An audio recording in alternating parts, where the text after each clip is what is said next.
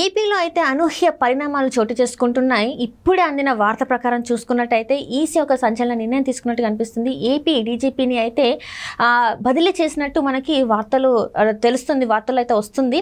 So అసలు ఈ పరిణామాలు ఎలా చోటు చేసుకుంది, ఇలాంటి అనూహ్యంగా అంటే చాలా రోజుల నుంచి అయితే మనం చూస్తున్నాం.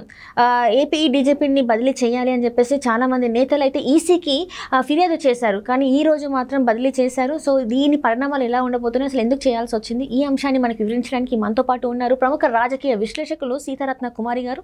నమస్కారం మేడం. నమస్తే అమ్మా. మేడం, ఇప్పుడు చూస్తున్నట్టయితే ఈసీ ఏపీ డీజీపీ అయిన కసిరెడ్డి రాజేంద్రనాథ్ రెడ్డి గారిని అయితే బదిలీ అయితే చేశారు.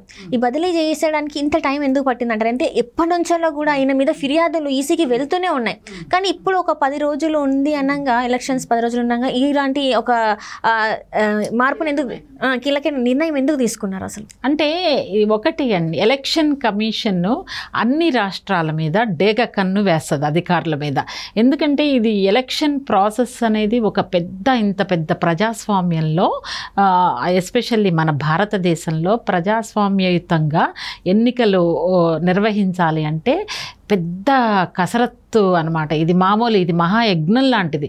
కొన్ని వేల కోట్లు ఖర్చు అవుతాయి, కొన్ని లక్షల మంది దీని మీద పనిచేస్తారు. త్రూఅవుట్ 29 రాష్ట్రాల్లో కూడా ప్రభుత్వ యంత్రాంగాన్ని ఉపయోగించుకొని ఆ ప్రభుత్వ యంత్రాంగం అప్పటి వరకు అధికారంలో ఉన్న పార్టీ దగ్గర ఉన్నటువంటి ఆ ప్రభుత్వ యంత్రాంగం ఆ ప్రభుత్వానికి ఫేవర్గా ఉండకుండా చూడవలసినటువంటి బాధ్యత కూడా ఎలక్షన్ కమిషన్దే.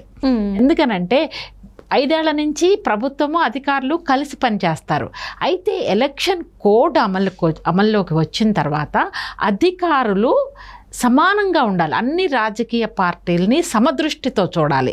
అంతేగాని అధికార పార్టీకి తొత్తుల్లాగా వ్యవహరించి, అపోజిషన్ పార్టీ వాళ్ళకి వ్యతిరేకంగా వ్యవహరించి, అపోజిషన్ పార్టీ వాళ్ళు దాడికి గురి కాబడినా కూడా అధికార పార్టీ వాళ్ళని అరెస్టు చేయకుండా, వాళ్ళని ఏమీ అనకుండా బాధితుల మీదే కేసులు పెట్టినటువంటి పరిస్థితుల్ని ఆంధ్రప్రదేశ్లో మనం చూసాము. అటువంటి సిచ్యుయేషన్ ఉంది. ఎందుకంటే వైఎస్ఆర్సీపీ ఇతర రాజకీయ పార్టీల యొక్క కార్యకర్తలను కానీ, నాయకుల్ని కానీ దౌర్జన్యం, దాష్టీకం, వాళ్ళ మీద దాడులు, విపరీతమైన భయభ్రాంతులకి గురి చేసినా కూడా పోలీస్ యంత్రాంగం అధికార పార్టీ నాయకుల్ని ఏమీ అనకుండా వాళ్ళే ఎవరైతే ఇబ్బంది పెట్టారో వాళ్ళ మీద కేసులు పెట్టకుండా బాధితుల మీదే కేసులు పెట్టిన సందర్భాలని మనం ఈ 5 ఏళ్లలో చాలాసార్లు గమనించాము, చూసాము. ప్రజలు కూడా మొత్తుకుంటున్నారు. కానీ ఎలక్షన్ కమిషన్ నోటిఫికేషన్ విడుదల చేసిన తర్వాత ఈ పనులన్నీ ఆపేయాలి. అధికార పార్టీకి తొత్తుల్లాగా వ్యవహరించినటువంటి సీనియర్ ఐఏఎస్లు కానీ, ఐపీఎస్ అధికారులు కానీ అన్ని రాజకీయ పార్టీల్ని సమదృష్టితో చూడవలసినటువంటి బాధ్యత వాళ్ళ మీద ఉంది. అయితే ఇంత జరుగుతున్నా కూడా ఈ మధ్యన క్రాంతి రాణా విజయవాడ పోలీస్ ఆఫీసర్ని, ఇంకొక ఆయనతో పాటు ఇంకొక సీనియర్ పోలీస్ అధికారిని, వీళ్ళందరినీ కూడా వరస పెట్టి తీసేస్తున్న సందర్భాన్ని మనం చూస్తున్నాం. ఎందుకు తీసేస్తుంది ఎలక్షన్ కమిషన్? ఎందుకు సిఎస్కి ఆదేశాలు ఇస్తుంది? ఆల్టర్నేటివ్ నేమ్స్ సజెస్ట్ చేయండి, వాళ్ళని ఇమ్మీడియట్గా విధుల నుంచి తప్పించండి, నెక్స్ట్ లెవెల్ ఆఫీసర్స్ ఎవరైతే ఉన్నారో వాళ్ళ పేర్లను పంపించండి అని ఎలక్షన్ కమిషన్ ఆదేశాలు ఇచ్చింది అంటే కనుక అది ఇప్పుడున్నటువంటి రాష్ట్ర ప్రభుత్వానికి అవమానకరం. ముఖ్యంగా ఈ అధికారులకు అత్యంత అవమానకరం. ఎందుకంటే వాళ్ళని సస్పెండ్ చేయడమో, వాళ్ళని తీసేయడమో, వాళ్ళని ఎలక్షన్ విధుల నుంచి కంప్లీట్గా ఎలక్షన్స్ అయ్యే వరకు పక్కన పెట్టడం అంటే వాళ్ళకి చాలా అవమానకరం. వాళ్ళ కెరియర్లో సస్పెండ్ చేయడం కానీ, తీసేయడం కానీ. ఎందుకు దిగజారి ప్రవర్తిస్తున్నారు అధికారులు? వాళ్ళకి తెలుసు ఎలక్షన్ కమిషన్ వేటు పడుతుంది అని తెలిసినా కూడా ఎందుకు తెగించి అధికార పార్టీకి అండదండలు అందిస్తున్నారు? ఏం స్వప్రయోజనాలను ఆశించి చేస్తున్నారు? ఏమి ప్రమోషన్ల కోసం చేస్తున్నారా? ఇతరత్ర ఇంకేమన్నా బెనిఫిట్స్ మీకు వస్తున్నాయా?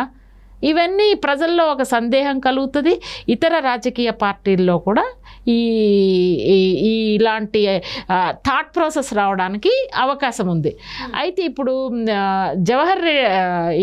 జవహర్ రెడ్డి గారు కూడా ఇలాంటివి ఏమన్నా ఉంటే, బికాజ్ ఆయన CS, he has to take, he has to set everything. అలా చేయకుండా ఏం చేస్తున్నారు, ఆయన కూడా అధికార పార్టీకి తొత్తులాగా వ్యవహరించడం వల్ల ఈ రోజున ఇవన్నీ చూసి ఈ తెలుగుదేశం పార్టీ కానీ అదర్ పొలిటికల్ పార్టీస్ ఎవరైతే ఉన్నారో వాళ్ళు ఎలక్షన్ కమిషన్కి ఫిర్యాదు చేస్తాం అనేది జరిగింది.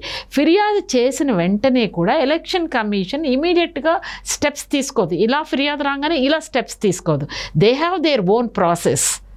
ఆ ప్రాసెస్లో వాళ్ళు ఏంటంటే everything they will go as per their norms, as per their policy, as per their procedure. There is a separate procedure. ఆ ప్రొసీజర్లో వాళ్ళు మొత్తం ఎంక్వైరీ చేసుకుంటారు. ఓకే, ఈ రెడ్డి ఎవరైతే ఉన్నారో ఇప్పుడు అధికారి, ఈయన నిజంగానే అపోజిషన్ కంప్లైంట్ ఇచ్చినట్టు అధికార పార్టీకి తొత్తుల్లాగా వ్యవహరిస్తున్నారా, సమదృష్టితో సమభావంతో చూడటం లేదా, ఒక పార్టీకి దాసోహం అయ్యారా అనేది క్లియర్ కట్గా వాళ్ళకి ఇన్ఫర్మేషన్ వచ్చిన తర్వాత మాత్రమే వాళ్ళు చర్యలు తీసుకోగలరు. ఎప్పటి నుంచో అంటున్నారు అపోజిషన్ పార్టీస్, కొంతమంది అధికారులు అధికార పార్టీకి తొత్తుల్లాగా వ్యవహరిస్తున్నారని చెప్పేసి అంటున్నా కూడా ఈసీ కొంత టైం తీసుకొని ఇంకా నెక్స్ట్ ఎలక్షన్ 10 డేస్లో ఉంది అనగా, ఇన్ నాట్ ఈవెన్ 10 డేస్, ఇంకా లెస్ దాన్ 10 డేస్ ఉండగా వాళ్ళకి పక్కా రూఢి అయిన తర్వాత ఈ టైంలో ఒక ఉద్రిక్త వాతావరణం, సెన్సిటివ్ ఏరియాస్లో క్లాషెస్ అవ్వడం కూడా సర్వసాధారణం. ఒకళ్ళ మీద ఒకళ్ళు కొట్టుకోవడం, తిట్టుకోవడము, లేకపోతే ఉద్రిక్త పరిస్థితులకి దారి తీసే పరిస్థితి గ్రామాల్లో ఉండడానికి ఎక్కువ అవకాశాలు ఉంది. ఇటువంటి సందర్భంలో అక్కడ ఉన్నటువంటి పోలీసు అధికారులు సమదృష్టితో చూడాలి రెండు వర్గాలని కూడా. ఒక వర్గానికి కొమ్ము కాసే విధంగా ఉంటే అది తప్పు. ఇప్పుడు జరుగుతున్న ఆంధ్రప్రదేశ్లో పరిస్థితి ఏంటంటే అధికార పార్టీ కార్యకర్తలకి నాయకులకి కొమ్ము కాస్తున్న వైనం. సో దాంతో ఏంటంటే గ్రామాల్లో ఒక అభద్రతా భావం ఏర్పడుతుంది. అది వెరసి ఏంటంటే ఎలక్షన్ రోజున ఇంకా పెద్ద ఇష్యూ అవ్వడానికి అవకాశం ఉంటుంది. దానిని నివారించడం కోసం ఎవరైతే అధికారులు ఒకళ్ళకి ఫేవర్గా ఉంటున్నారో చూసి వాళ్ళని తీసేయడం వలన కొత్తగా కొంచెం నిజాయితీగా ఉండి ఏ పార్టీకి అనుకూలంగా లేకుండా రాజ్యాంగబద్ధంగా వాళ్ళకి ఇచ్చినటువంటి విధులను నిర్వర్తించే దిశగా ఎవరైతే ఆఫీసర్స్ ఉన్నారో వాళ్ళని పెడతారు. వాళ్ళు ఏం చేస్తారంటే ఇలాంటి ఇష్యూస్ ఏమన్నా డెవలప్ అయినప్పుడు, ఏదన్నా క్లాషెస్ డెవలప్ అయినా, ఏమన్నా ఉద్రిక్త వాతావరణ పరిస్థితులు ఉన్నా కూడా వాళ్ళు ఏంటంటే రెండు వర్గాలని కంట్రోల్ చేస్తారు. లేదంటే బాధితులకే మళ్ళీ శిక్ష పడేటట్టు ఇప్పుడున్న ఈ డీజీపీ నిర్ణయాలు తీసుకుంటారు. రైట్ మనం చూసాం కూడా. బాధితుల మీద చర్యలు తీసుకుంటున్నారు. అసలు తప్పు చేసిన వాళ్ళని పక్కన వదిలేస్తున్నారు, రాచమర్యాదలు చేసి వదులుతున్నారు. ఇది ఎంత అప్రజాస్వామికం. సో అందుకోసం ఏంటంటే ఎలక్షన్ కమిషన్ నిర్ణయం తీసుకొని ఇమీడియట్గా వీళ్ళని తీసి పక్కన పెట్టడం అనేది జరిగింది. Election commission process